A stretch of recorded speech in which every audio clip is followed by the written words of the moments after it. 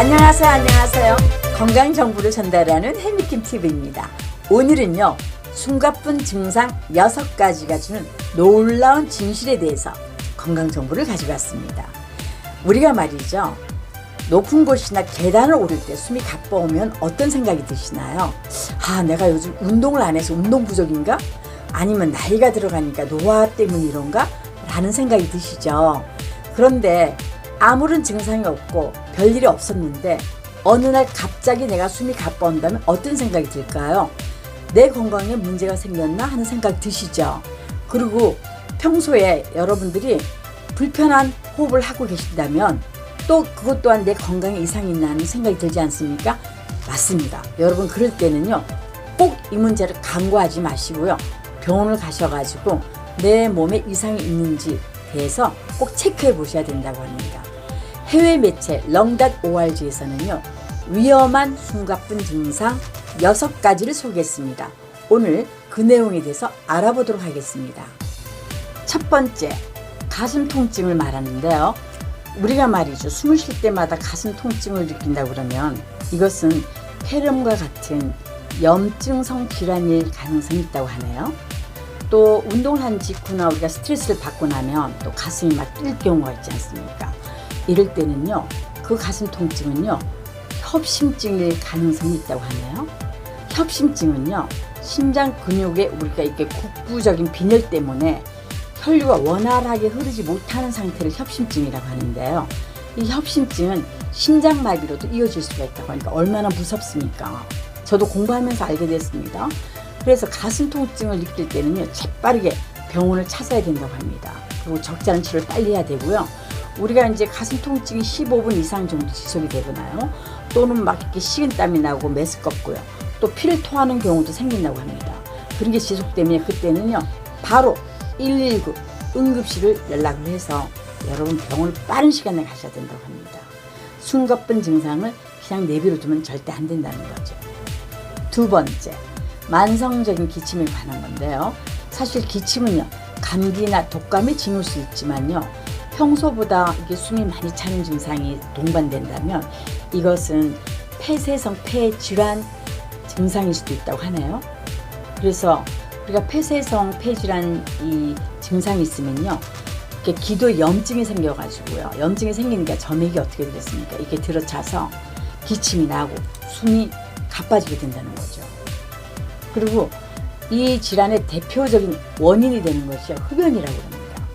그래서 간접 흡연이라든지요, 그 다음에 이 오염된 공기, 또 유해한 물질 같은 것들은 조심해야 된다고 합니다.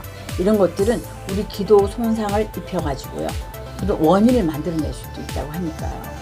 아침마다 가래가 생기고요, 그리고 기침을 한다면 폐쇄성 폐질환이 가능성이 있다고 하니까 꼭 병원에 가셔가지고 검진을 받아보셔야 되고요.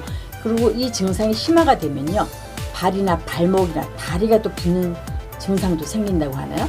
저도 이 건강정보 공부하면서 많이 배웁니다. 사실 이 기침으로 인해 가지고 발이나 발목, 다리가 붓는다는 걸 처음 알게 됐거든요. 그래서 만성 기침도 굉장히 조심해야 된다는 겁니다. 세 번째, 쌕쌕거림이 있는데요.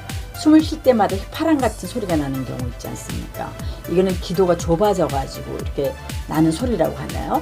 보통 증상이 천식이거나요, 또 감염증으로 인한 알레르기 반응일 수도 있다고 그러나요? 그리고 또 목에 뭔가가 걸려가지고 이게 기도에 머물렀을 때 이런 소리가 난다고 하니까 여러분, 쌕쌕거리는 소리가 날 때도 즉시 병원에 달려가셔야 된다는 겁니다.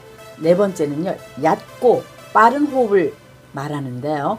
우리가 스트레스 심하게 받거나 이제 불안한 감을 느끼고 있다면 평소보다도 이렇게 호흡이 빨라지고 얕아지는 걸 느껴보셨죠?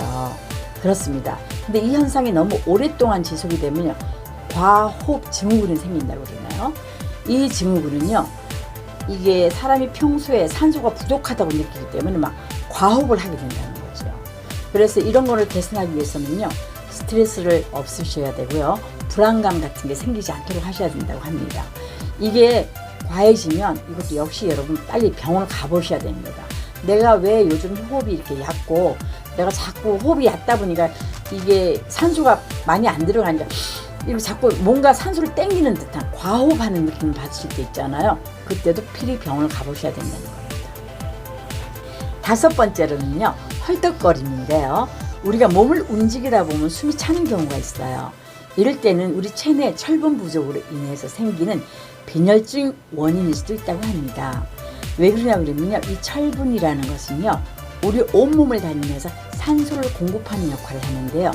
이 과정에서 역할이 제대로 이루어지지 않기 때문에 생기는 현상이라고 하네요.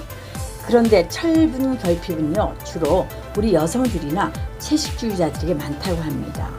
그런데 다행스러운 건 말이죠, 살코기라든지 콩류, 잎채소 등 철분이 풍부한 음식을 먹는 것만으로도요, 이거는 헐떡거림이 많이 개선될 수 있다고 합니다. 자, 여섯 번째, 갑작스러운 숨가쁜 증상이요. 아마 이게 총체적으로 이제 종합적인 내용일 것 같은데요.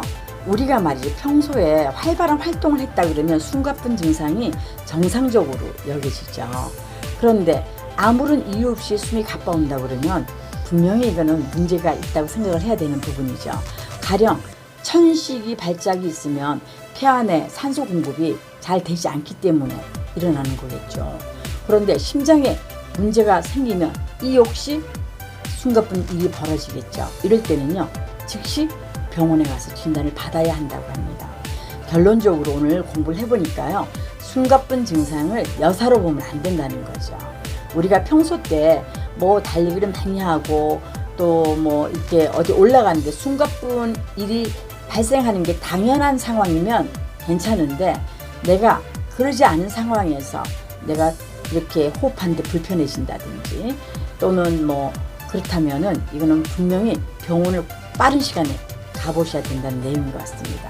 오늘 여러분 어떠셨나요? 숨가쁜 증상도 이렇게 면밀하게 또 6가지를 요점 정리해서 하나하나 또 들어보니까 우리가 조심해야 될 게 많은 것 같습니다. 뭐니 그래도 건강이 최고입니다. 그죠? 오늘 내용이 여러분께 마음에 드셨으면 구독, 좋아요 부탁드리겠습니다. 대단히 감사합니다.